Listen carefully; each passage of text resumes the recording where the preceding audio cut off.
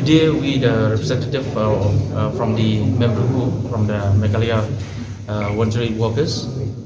The employees of 108 service under the banner of Meghalaya Emri Workers Union on Tuesday called upon Health Minister James K. Sangma to voice their demands on increasing the salary of the EMRI workers and immediately terminate the contract with GVK EMRI, and the government of Meghalaya to take over the emergency services.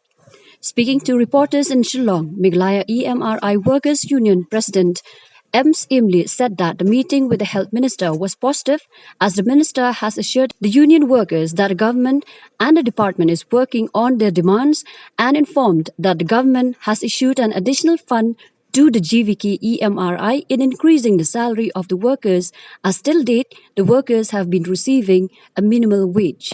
So along with this NGO of the HMAF, so we came here to meet the Chief Minister regarding the issue of the demand of the staff of the 108.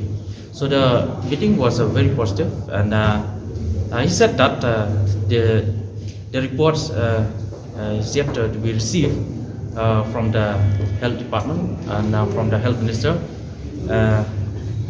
When he receives this report, he will examine it and he will take a call on this issue. He said like that.